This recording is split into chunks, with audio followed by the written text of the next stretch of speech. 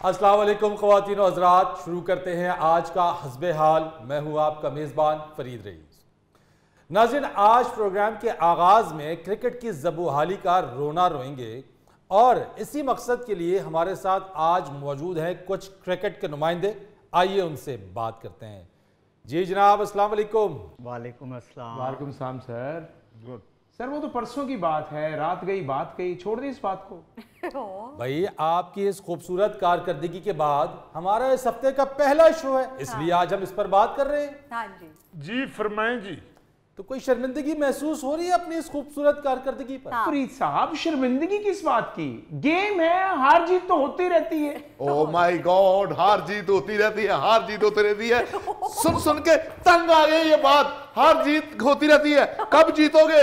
मेहनत तो करो।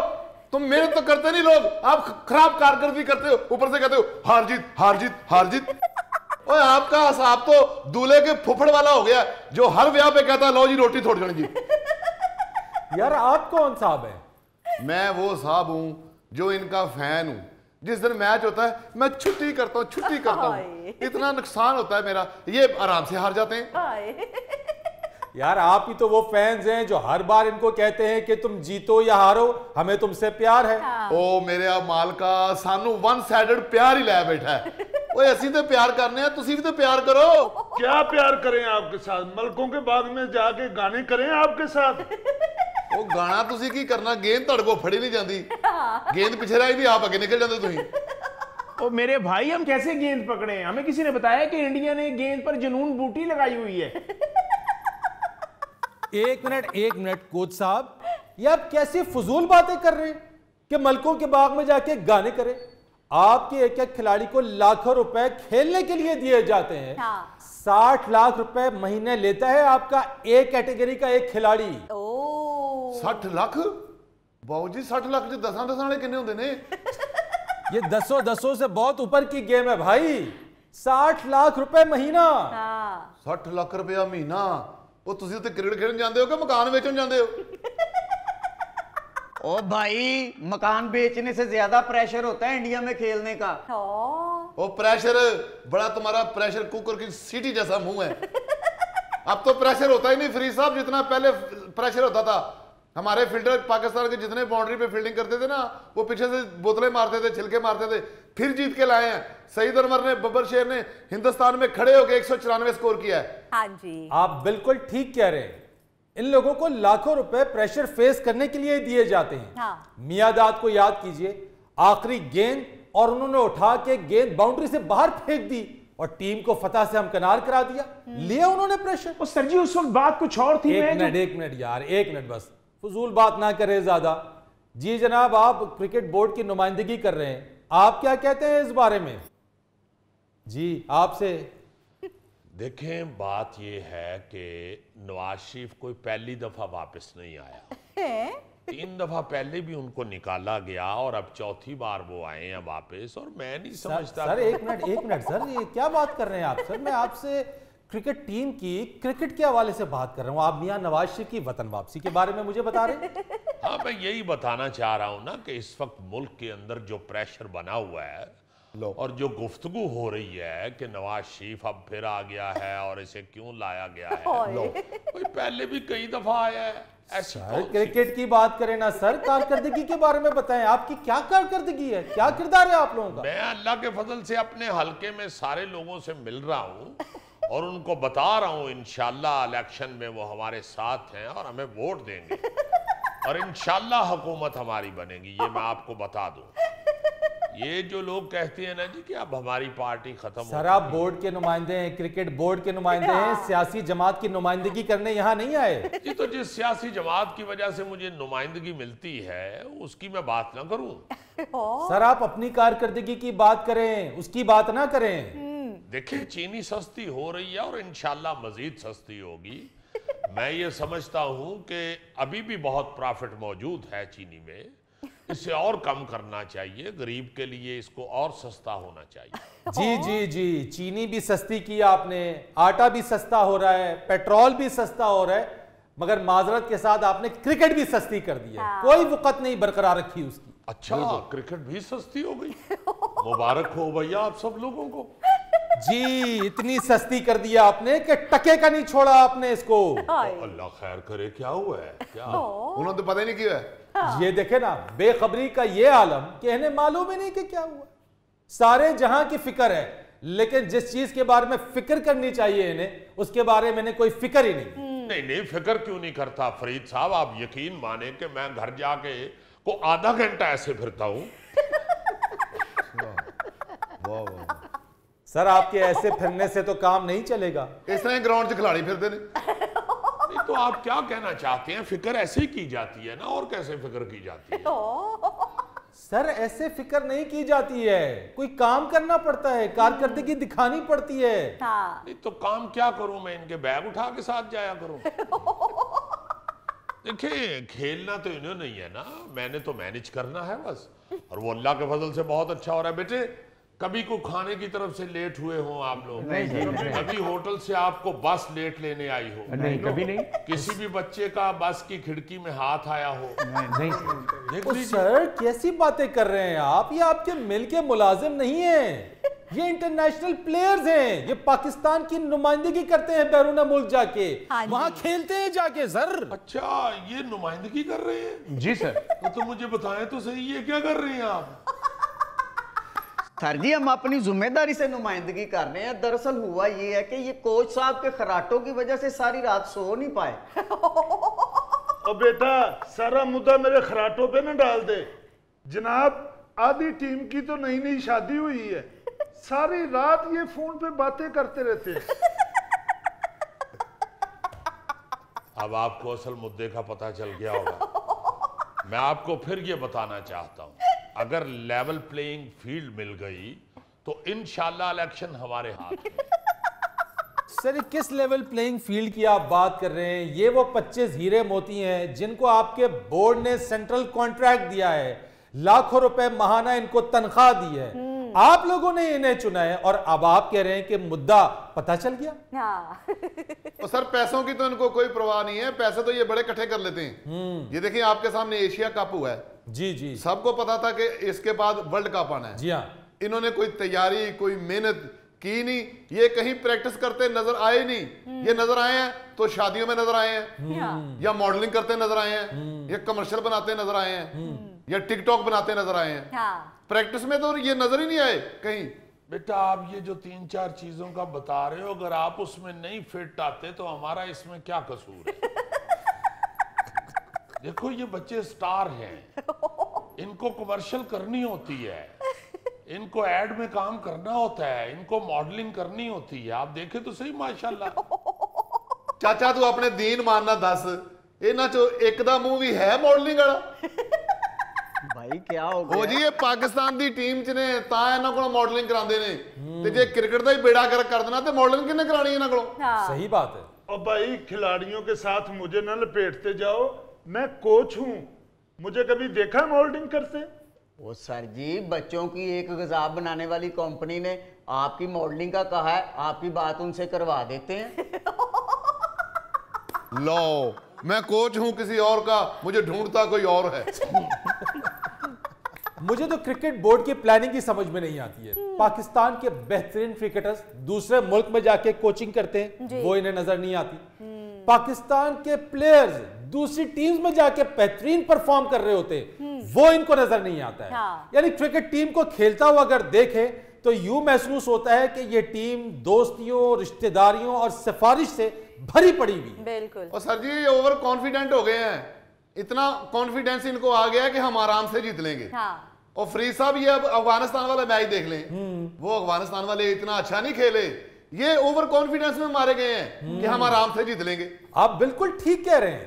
आपने जिस मैच का हवाला दिया है उसमें आप बैटिंग देख लें, आप उसमें बॉलिंग देख लें, आप उसमें फील्डिंग देख लें, नाकिस कारकर्दगी, यानी किसी तौर पे भी कोई खेलने की नियत नजर ही नहीं आ रही थी। और क्रिकेट के हवाले से आप भी बेहतर जानते हैं, कहा जाता है कि अगर आपकी बैटिंग और बॉलिंग खराब हो तो आपका दिन बुरा होगा, लेकिन अगर आपकी फील्डिंग खराब हो तो आपका हर दिन बुरा होगा। नहीं आप हेलो, हाँ लो नहीं बात कराएं, एक मिनट बात कराएं। हाँ कराएं बात। लो जी सर जी इंशाल्लाह मैं मीटिंग में पहुंचूंगा जी।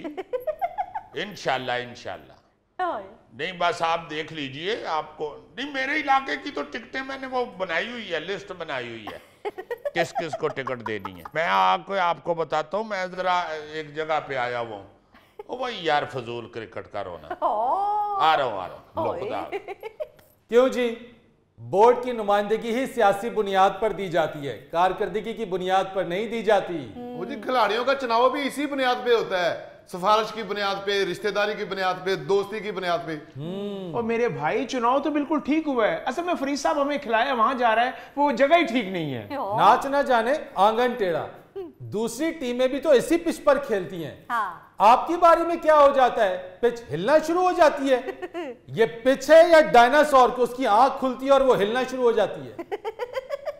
और सर जी ये ओवर हो जाते हैं, ये परफॉर्मेंस पर तो ध्यान रखते नहीं, ये एक्शन पे ध्यान करते हैं। मेरा कैसा लगा एक्शन? हाँ। बिल्कुल ठीक कह रहे हैं आप, ओवर एक्टिंग।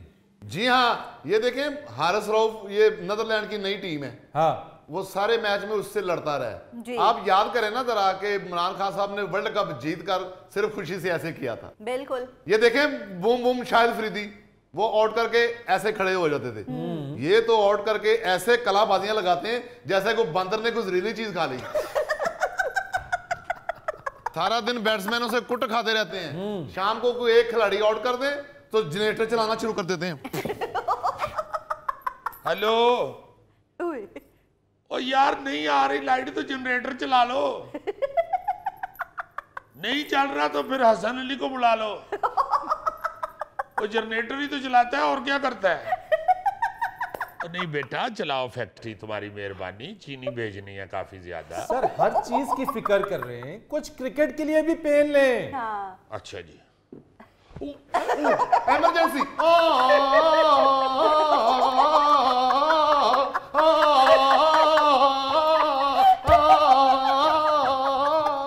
नाज़रीन, यह वक्त हुआ है एक ब्रेक का, हमारे साथ रहिए। अब मेरे सामने एक दिन गोगा लंघिया दर्जन नान लैके।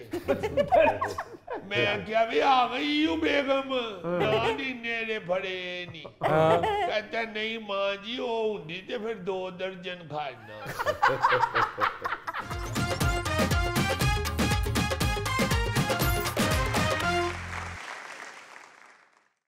वेलकम बैक ख्वातीन व हज़रात। वेलकम मामा जी, वेलकम। आ जाओ। अस्सलाम वालेकुम अम्मा जी। वालेकुम सलाम, खैरियत है? जी अम्मा जी बिल्कुल ठीक। आ गए हो? मैं आ गई उधरों, रजिया लो आंदी भी सोचती आगे बैठे होंगे। हला आइए अम्मा, तशरीफ रखिए, आइए। आनी जी आनी, मेरा अपना बड़ा दिल करदा है जी अम्मा। ਤੁਹਾਡੇ ਨਾਲ ਬਹਿ ਕੇ ਗੱਲਾਂ ਕਰਾਂ। ਤੁਸੀਂ ਵੀ ਆਂਦੇ ਹੋਵੋਗੇ ਮਾਂ ਤੇ ਰੋਜ਼ ਹੀ ਆ ਜਾਂਦੀ ਹੈ। ਮਾਂ ਜੀ ਤੁਹਾਡੀਆਂ ਤੇ ਬਰਕਤਾਂ ਨੇ। ਅੱਛਾ ਪੁੱਤਰ ਜਿਉਂਦੇ ਰਹੋ। आमीन। ਬੜਾ ਦੁੱਖ ਹੁੰਦਾ ਹੈ ਜਦੋਂ ਵੇਖੀਦਾ ਹੈ ਕਿ ਕੀ ਬਣ ਗਈਆਂ ਨੇ ਉਹਨਾਂ ਲੋਕਾਂ ਨੂੰ। जी ਰਜ਼ੀਆ ਵਿਚਾਰੀ ਮਰਨ ਵਾਲੀ ਹੋਈ ਹੈ। क्यों अम्मा, खैरियत तो है? गशियां पैन डईयां, सुपुत्र नु पुलिस फड़ के ले गई। क्या बस आंदे ने जी दा डकैती च ना आ गया। मैं क्या तुम्हें कहती रहती थी, मैं जदों भी उसके दरवाजे के आगे से गुजरी हूं ना, वो मुंडा बाहर बैठा होता था जी तो मैं कहती थी ये कौन है जो इसके साथ बैठे होते हैं, कोई ओपरे ही मुंडे ने। तो 2-3 दफा मैंने उसकी माँ को कहा है कि अब मुंडा जरा तेरा अख्तर, मुझे लगता है कि इसकी सोसाइटी ठीक नहीं रही। कहती है नहीं माँ जी उसके क्लास फेलो है पुराने। अच्छा, मैं क्या पुत्र जिउंदी रहो, मैं ते जो वेख्या तेनू दस छड़िया। सिगरट पीन दे हुंदे ने ते सुमरे हो जिया कम्मा च पै गए मुंडे। तो मैंने कहा कि तुम्हें याद होगा मैंने तुम्हें ये भी कहा था जब तुमने मुझे बड़ा खुश हो के बताया कि फोन लाखों रुपया का पता नहीं कितना कहती है, 4 लाख के पता नहीं कितने का। मैं क्या इतना महंगा फोन खरीदा है, तो तुम तो कहती हो कि अभी उसकी नौकरी इतनी अच्छी नहीं। देखो ना जरा, FA पढ़ के ते दौड़ गया, तो अब किसी दफ्तर में किसी कंपनी के लगा हुआ है। तो मैंने कहा कंपनी ने दिया है उसे। अच्छा। कहती है नहीं माँ जी, वो कह रहा था कि मुझे दोस्त मेरे ने गिफ्ट किया है। अच्छा। मैं क्या पुत्र, इतना महंगा फोन तो सके बच्चियां नू नहीं लैके दिता जाता, ते दोस्त केड़े ने गिफ्ट कर दिता। मैं क्या ध्यान कर, दोस्त भी मुझे अच्छे नहीं लगते इसके। ऊपर से फिर एक दफा मैंने कहा मुंडे तुम्हारे ने नवा मोटरसाइकिल खरीदा है, बता रहा था। कहती आहो मां जी किस्तां ते लिया आशु। मैं क्या पुत्र लेते लगा ये ते केड़ियां किस्तां ते ले लिया आशु, तनहा दी से थोड़ी है बड़ी। तो पुत्र बात ये है कि औलाद पे नजर रखनी चाहिए। बिल्कुल बढ़िया फरमाया आपने। जब आप देखते हैं कि औलाद के लक्षण ही और हुए हैं, निके निके मुंडे जो हैं वो आपके सामने, बच्चे आपके मोबाइल नवा ले आए या मोटरसाइकिल गड्डी ले ले, या घर में रोज आते हुए पिज्जा ले आए, तनहा जेड़ी 28,000 होवे ते पिज्जा रोज आ रहा होवे, तो आपको फिक्र होनी चाहिए। बिल्कुल। औलाद घर च पैसे लियान दई होवे ते मां प्यो इसे गलों राजी हुंदे ने कि चलो मौजां लग गईयां ने। ये नहीं वेंदे के पैसे आउन किथों डे ने। मगर अम्मा कुछ वालिदैन तो ऐसे होते हैं कि बच्चों की इन चीजों के ऊपर खुश हो रहे होते हैं कि हमारा बच्चा कमाने लग गया है। वही तो मैं बता रही हूँ कि मुझे फड़ा मार मार के सुनांदी सी ते हुन रो रो के हशर होया आशु कि मां जी किसी नु तुसी अगर कह सकदे हो ते कहो। मेरा एक भतीजा है ना पुलिस में। अच्छा। मैं क्या पुत्र भतीजे नु मैं जाके की कवां के डाकू छड़ दे। वो अगो कवे के फुफो तेरा नाम फरीदा है या फूलन देवी है। कहती है नहीं उन्हें कहो अपना मुंडा है। मैं क्या उन्हें की कवा अपना मुंडा डाकू है। अकल कर। मैं क्या पुत्र आप पहले तुहाडे कान खड़े होने चाहिए। बिल्कुल। इस तो पहले के हो जिया सुने आवे के फिर रोंगटे खड़े हो जा। कान नहीं खड़े कर लो ते फिर ही गल सीधी रहिंदी। बिल्कुल। मैं क्या उस वक्त तुम्हें मैं कहती थी कि पुत्र तुम्हारा जो है ये नहीं अच्छे लड़कों के साथ फिरता बैठता। हम भी आखिरी तेरी मल्ले में रहते हैं, पता चल जाता है। सही है। अब बच्चे जो हैं पता चल जाता है कि ये किस तरह की तबीयत के हो गए हो। सलमा दा भी मुंडा जेड़ा है जी, देखो ना इतना अच्छा बच्चा, मस्जिद से निकलते हुए भी उसे मैं देखती हूँ। सलाम भी ऐसे खड़े होके बड़े अदब से करता है, आंटी सलाम अलैकुम। मैं आगे से प्यार करती हूँ, सर पे दुआएं देती हूँ। मैंने उससे पूछा मैं क्या सुना, कहते हैं माँ जी अल्लाह का फजल है बड़ी अच्छी जॉब लग गई हुई है मेरी। अब तो अम्मा कह रही है कि तुम्हारी शादी कर दूं। तो मैंने कहा पुत्र जॉब अच्छी लग गई है तो करवा लो शादी। कहते हाँ माँ जी मैंने माँ से कहा 1 साल बस और दे दे, मेरी तनख्वाह जरा और थोड़ी बढ़ जाए तो फिर कर लेता हूँ। ये जिम्मेवारी का एहसास है। तेरा मुंडा ले नाम राज चूहा जिया आनी आप के थोड़ी जी तनख्वाह है ते नवी मोटरसाइकिल ते 4 लाख दा फोन एडा केड़ा मलक रियाज कुल जा लगा है। सही कह रही है अम्मा, वालिदैन को चाहिए अपने बच्चों पे नजर रखें कि उनकी आमदन क्या है और वो जो चीजें अपने साथ ला रहे हैं वो आ कहां से रही हैं। पुत्र ते बड़ा जरूरी है। अब मेरे सामने एक दिन गोगा लंघिया दर्जन नान लैके मैं क्या भी आ गई हूँ बेगम नान इन्ने फड़े नहीं कहता नहीं मां जी वो होंगी ते फिर 2 दर्जन खाना हले ते मैं कला ही खाना हल्ला मैनू पता है खांदा माशाल्लाह मगर मैं जाके इसके दरवाजे के अंदर देख के आई अच्छा किया अम्मा पुत्र जो है अपना तो रहिंदा भी इत्थे ही है ये बुजुर्गों को भी चाहिए बच्चों पे ध्यान रखे और माँ बाप को भी चाहिए बजाय खुश होने देते वध के महल्ले च फड़ा मारन दे के मुंडा मेरा इन्ने दा फोन ले आया ते मुंडा मेरा नवा मोटरसाइकिल ले आया ते तन्हा मुंडे दी विचों चूंगा कुछ भी नहीं है माँ जी। पहले वक्तों में होता था कि बुजुर्ग अगर बच्चों का ख्याल रखते थे तो माँ बाप भी अप्रिशिएट करते थे। अब तो माँ बाप गुस्सा करते हैं ते मेरे नाल भी लड़ पई हो ना को ਮੈਨੂੰ ਆਂਦੀ ਹੈ ਤੁਸੀਂ ਤੇ ਉਂਝ ਹੀ ਮੇਰੇ ਮੁੰਡੇ ਦੇ ਖਿਲਾਫ ਹੋ ਮੈਂ ਕਿ ਮੈਂ ਕਦ ਲਈ ਖਿਲਾਫ ਹੋਣਾ ਮੇਰੇ ਸਾਹਮਣੇ ਇਲੈਕਸ਼ਨ ਤੇ ਖਲੋਗੇ मैं चला अम्मा तेरे नाल च लड़ी है ते नहीं पुत्र बड़ियां गालां ਕੱਢਦੀ ਹੋ ਕਾਹਦੇ ਲਈ ਐਵੇਂ ਜਾ ਕੇ ਬੇਇੱਜ਼ਤ ਨਹੀਂ ਮੇਰੀ ਹਾਲਾਂ ਬੜੀ ਇੱਜ਼ਤ ਕਰਦੀ ਹੈ मगर औलाद पीछे बोल पैंदी अम्मा जी पहले जमाना और था कि इंसान की शादी भी हो गई है तो वो अपने माँ प्यो से मार खा लेता था। अब तो छोटे छोटे बच्चे हैं वो माँ प्यो को खातर में लाते ही नहीं।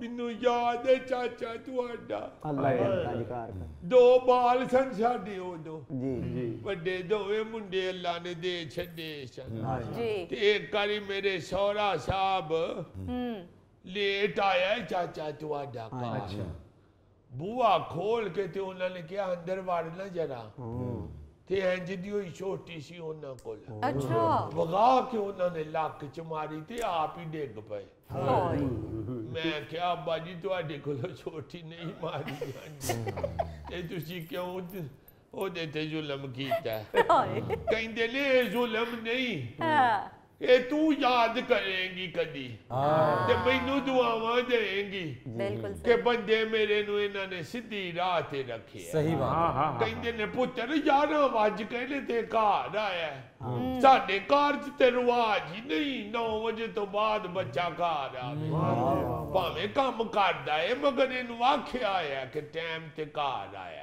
सही अब पूछते ही नहीं है हाँ जी सारी रात बच्चा बाहर ਹੁੰਦਾ है कभी बच्चा कह देता मेरे दोस्त की दावत थी कभी मुझे ऑफिस का काम था हाय हाय केड़ा ऑफिस है जेड़ा तंजत पढ़ा के तेनू घर भेजदा मां जी अखराजात तो ही पता लग जांदा बंदे दा आ साडा जुल्फी जेड़ा है साल दे च 2 वारी सालगिरह करदा अपनी क्यों माली हालात नहीं अम्मा ਇਹਦੇ ठीक ਅੱਧਾ ਕੇਕ ਇੱਕ ਵਾਰੀ ਲਿਆਉਂਦਾ ਅੱਧਾ ਕੇਕ 6 ਮਹੀਨੇ ਬਾਅਦ ਲੈ ਕੇ ਆਉਂਦਾ ਇਹ ਜ਼ੁਲਫੀ ਦੀ ਸਾਲਗਿਰਾ ਹੈ ਜਾਂ ਕਪਾਹ ਜਿਹੜੀ ਸਾਲ 'ਚ 2 ਵਾਰ ਹੁੰਦੀ ਇਹ ਕਾਟਦਾ ਫਿਰ ਕਿਹੜਾ ਆਂਦਾ ਹੈ ਪਹਿਲਾ ਜਾਂ 6 ਮਹੀਨੇ ਬਾਅਦ ਆਇਆ ਨਹੀਂ ਮਾਂ ਜੀ ਦੋਵਾਂ ਨੂੰ ਜੋੜ ਕੇ ਫਿਰ ਕੱਟਦਾ ਹੈ ਮੋਟੂਆ ਤੂੰ बहुत शरारती एवें गल्लां करदा है दूजियां नू आ पुत्रा पुठे पुठे काम कर सुना पुत्र ठीक है जी माँ जी मैं ठीक ठाक माँ ठीक है हाँ जी माँ जी वो भी ठीक है अच्छा पुत्र गोतना कनी जुआ पै जान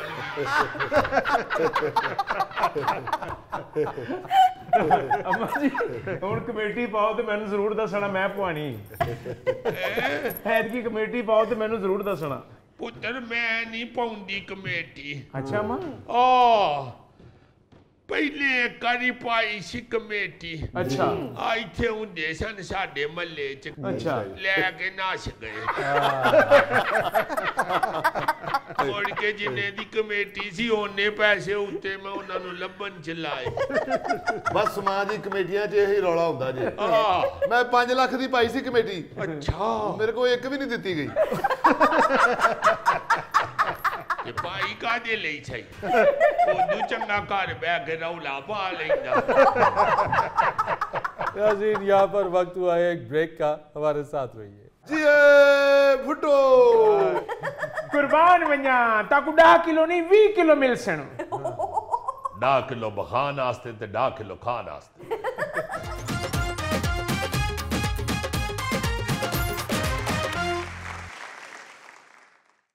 वेलकम बैक तीनों हजरात।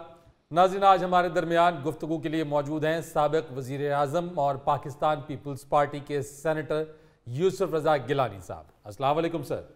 वालेकुम अस्सलाम। कैसे हैं आप? जी मैं ठीक हूँ। तो पेशी पर मियाँ नवाज शरीफ साहब से मुलाकात हुई आपकी? देखिए, बात यह है कि ये सवालात के जवाब देते देते मेरी दाढ़ों में दर्द शुरू हो गई। सदके वञा। मैं तो अपनी पेशी के हवाले से गया हुआ था। कुर्बान। हाँ, इतना जरूर कहूँगा कि जब मैं पहले पेशी पे जाता था तो चंद मीडियाई नुमाइंदे वहाँ पे खड़े होते थे। जी हाँ। कोई रोजनामा ऊंच नीच का नुमाइंदा होता था, कोई रोजनामा सजे खबे का नुमाइंदा होता था, कोई रोजनामा पकड़ धकड़। अभी नवाज शरीफ साहब आए हैं तो ऐसे लग रहा था कि जैसे उधर मीडियाई नुमाइंदों का ट्रक उतरवाया हुआ है। मैंने तो अपने एक सहाफी दोस्त से पूछा कि मैं भी तोशा खाना केस में ही आता रहा हूँ, कोई मुर्गी खाना केस में नहीं आता रहा। आज आप सारे इकट्ठे होके आ गए। मगर गिलानी साहब, मियाँ नवाज शरीफ साहब 4 साल बाद वतन वापस आए और अपने मुकदमात का सामना कर रहे हैं। तो आपका क्या ख्याल है कि अब हम मीडिया का सामना करने के लिए 4 साल बाहर रह के आए? कुर्बान वञा शाह जी। भाई सदके वञा। देखे, वो भी साबिक वजीर आजम है और अल्लाह के फजल से मैं भी साबिक वजीर आजम। कोई शक नहीं सर। तो मुझे तो मेरे हवाले से सवाल पूछा जाना चाहिए। बेशक। हमें इस पे भी कोई एतराज नहीं है कि उनके लिए सैकड़ों उधर मीडियाई नुमाइंदे पहुंचे हुए थे। मगर गिलानी साहब, कहा तो ये जा रहा है कि मियाँ साहब को अभी से वजीर आजम का प्रोटोकॉल मिलना शुरू हो गया।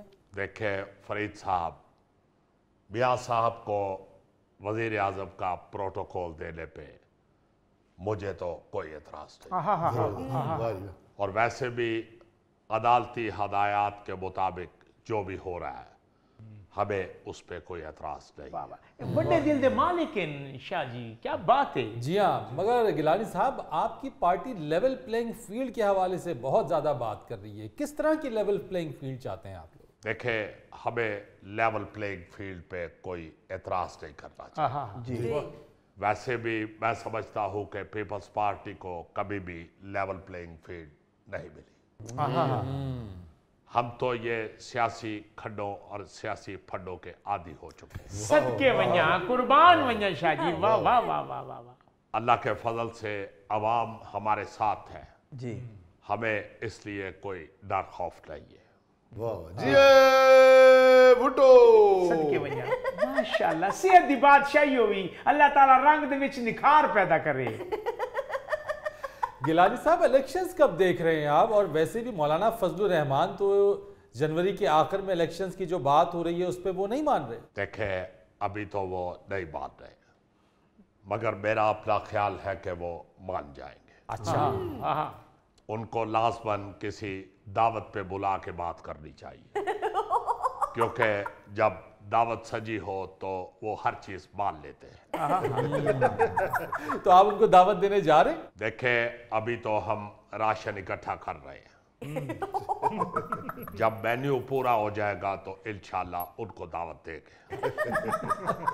गिलानी साहब, लगता है मौलाना साहब के लिए कोई लंबा चौड़ा मेनू है आपके पास। देखे, अभी तो वो नून लीग की मोहब्बत में गिरफ्तार है और मुझे यकीन है कि उधर से कोई हल्की फुल्की बात होगी तो वो फिर हमारी तरफ दौड़ के आ जाएंगे।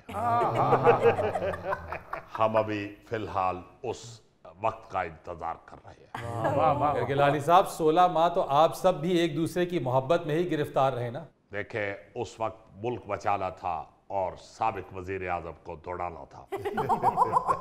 क्योंकि पीपल्स पार्टी हमेशा मुल्क के लिए और गरीब अवाम के लिए ही कदम उठाती है।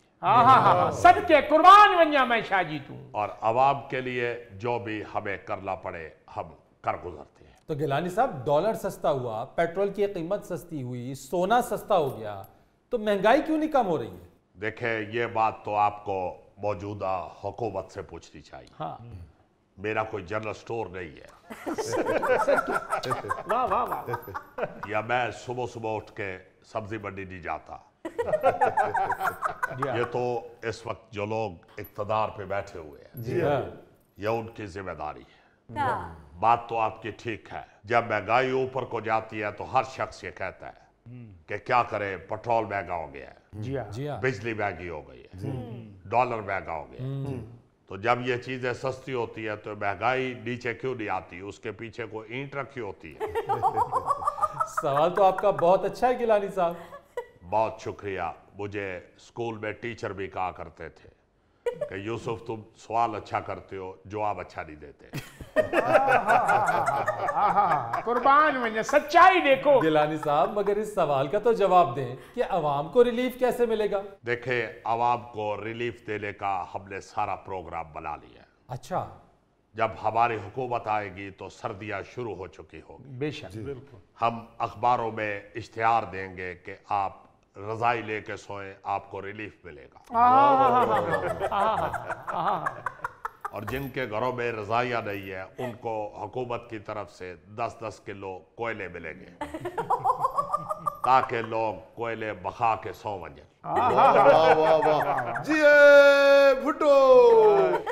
कुर्बान वञा, ताकू 10 किलो नहीं 20 किलो मिल सन।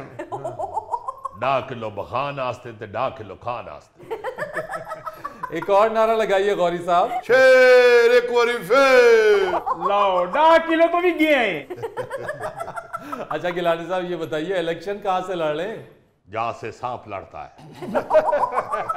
भाई जाहिर है अपने पुराने इलाके से लड़ेंगे। जी हाँ। अलबत्ता अब्दुल कादर गिलानी शुजाबाद से लड़ेंगे। तो जो तीनों छोटे बच्चे हैं वो आपस में लड़ेंगे।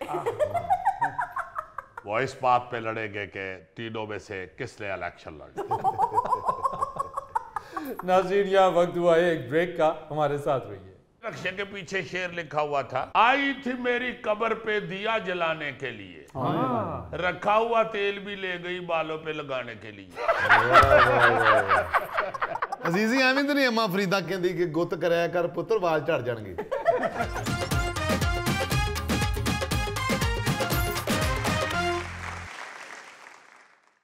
यार मैं जब भी इस क्लीन को गौर से देखता हूँ ना, मेरा दिल करता है इसके ऊपर थोड़ा सा ऐसे ऐसे क्यों यार, ये कोई डांसिंग कारपेट है? आई एम सॉरी, वैसे ही मुझे ये जेन में आया। अच्छा, आज आपको एक सेगमेंट सुनाने लगा हूँ, आप बड़े खुश होंगे सारे। इंतहाई दिलचस्प बात है। अच्छा, पिछले 1 महीने से मैं काम कर रहा हूँ। आपको पता है जीजी के पास भी माशाल्लाह अब जो फोन है वो कैमरे वाला है। बल्कि एक आपको राज की बात बताऊं, मेरा एक कजन अपना पुराना कैमरा बेच रहा था। अच्छा। मैंने उससे बड़ा सस्ता खरीद के तो अपने फोन में डलवा लिया। वो 2 कैमरे वाला हो गया अब 2 कैमरे वाला फोन है मेरे पास। वाह वाह वाह। मैंने कहा यार इससे कोई काम ही लूं। अच्छा, अपनी सेल्फी तो मैं खींच नहीं सकता, क्योंकि मैं फुल बाजू भी खोलूं ना तो मेरा मुंह नहीं आता पूरा उसमें। यार अजीजी, तुम सेल्फी स्टिक ले लो। यार सेल्फी स्टिक, यार ये लड़का नहीं ठीक हो सकता। ये लड़का बड़ा सेंसिटिव है। सेंसिटिव क्या मतलब? गौर से देखे तो रोना शुरू हो जाता। जी कैमरे वाला फोन मेरे पास था। मेरे ज़हन में आया कि यार ये जाते हुए रक्षों के पीछे और ट्रकों के पीछे, गाड़ियों के पीछे बड़ी बड़ी कमाल तहरीरें लिखी होती हैं। किसी वक्त तो तहरीर पढ़ के लगता है कि कोई अमजद इस्लाम अमजद साहब मरहूम का कोई शागिर्द बेचारा इश्क में मुब्तला होकर रक्षा चलाना शुरू ऐसा ऐसा शेर लिखा होता है। आपको वो सारी तस्वीरें जो है वो भी दिखाता हूँ। अच्छा। और उनकी तहरीरें भी सुनाता हूँ। एक रक्षे के पीछे क्या लिखा हुआ? क्या? नैब ने मुझे तलब किया, मेरे एहसासों में सिर्फ तुम निकले। वैसे हो सकता है अजीजी, नैब ने वाकई रक्षे वाले को तलब किया हो। उन्हें पता है कि सियासतदानों से तो कुछ निकलवा नहीं सके, रक्षे वालों पे ट्राई करके देखते हैं। बहुत अच्छे। तो रक्षे वाले से क्या निकलना है? सिर्फ रक्षा साफ करने वाली टाकी। लो जी, एक और जो शख्स था वो भी रक्षे वाला, उसने तो हद ही कर दिया। अच्छा। मैं ईमान से उसकी तहरीर पढ़ के तो मैंने कहा यार या तो इसने कहीं से लिखवाई है या फिर ये बेचारा सारा दिमाग इस तहरीर पे खर्च करके तो रक्षा चलाना शुरू हुआ। क्या लिखा था अजीजी? उस पे लिखा हुआ था, हाँ। सोच रहा है पाकिस्तान, ना कोई धंधा ना कोई काम, रिश्वत आम, ट्रैफिक जाम, अमेरिका के हम बने गुलाम, सारी दुनिया में बदनाम, होगा क्या मेरा अंजाम, ये सोच रहा है पाकिस्तान। वाह वाह वाह। और नीचे उसने इंग्लिश में लिखा हुआ था, ऑलवेज स्पीक द ट्रुथ। मैं कह यार वाह वाह वाह वाह वाह भाई जी, ये रक्षे वाले दे नाम दे नाल लाजमी कासमी लगदा है। अजीजी, आई थिंक इस लड़के ने MA उर्दू किया हुआ है और इसको नौकरी नहीं मिली बेचारे को, उसने रक्षा डाल लिया। यार ऐसा ऐसा जुमला लिखते हैं कि मजा आ जाता है। एक रक्षे के पीछे लिखा हुआ था, जी, एक बार आजा आखिरी दर्शन। और जिस स्पीड से वो चला रहा था ना, मैं सोच रहा था कि इसने बोला साची है। बस एक बार आ कह रहा है एक बार आ जा रक्षे मेरे ते घर वाले ने दर्शन कराया, ऐसा रक्षा चलावांगा कि वो आखिरी दर्शन ही हो। सही कह रहे हो अजीजी। अच्छा, एक रक्षे वाले ने क्या लिखा हुआ है, स्टाइल आपके जमाने का, अच्छा, और रेट आपके अब्बा जी के जमाने का। भाई अब्बा जी के जमाने का और आज के जमाने में जितना फर्क है, अब्बा जी के जमाने में अगर यही रेट होता अब्बा जी तेरे रक्षे को आग लगा देते। एक भाई साहब अपनी रक्षियाई तहरीर पे क्या फरमाते हैं, डॉक्टर ने लिखा था दवाई की जगह उसका नाम, और साथ ये भी लिखा था सुबह दोपहर शाम। वाह वाह वाह, अरे वाह। ਕਹਿੰਦੇ ਦੇ ਬੰਦੇ ਨੂੰ ਰਾਤ ਨੂੰ ਅੱਬੂ ਕੋਲੋਂ ਛਿੱਤਰ ਪੈ ਰਹੇ ਹੁੰਦੇ ਨੇ ਕਿ ਤੂੰ ਓਵਰਡੋਜ਼ ਹੋ गए हैं। देखो ना ये क्या आप ही सियाना डॉक्टर बन रहा है। मैं सोच रहा था ये डॉक्टर सरवर साहब के हथे चढ़ा हो ना, तो डॉक्टर साहब ਇਹਦਾ ਹੀ रक्षा बढ़ा दे। अजीजी, मैंने सुना है बाद में डॉक्टर ने इसको एक्सरे और अल्ट्रासाउंड भी लिख के दिया है, क्योंकि इसके भाइयों ने इसको बड़ी फैंटी लगाई। यार ऐसी ऐसी तहरीर होती है कि हैरान कर देते हैं। सही बात। एक रक्षे के पीछे लिखा हुआ था, मैं एक बार जो कमिटमेंट कर लूं उसके बाद खुद की भी नहीं सुनता। अजीजी, लाजमन इस रक्षे की ब्रेक नहीं होनी।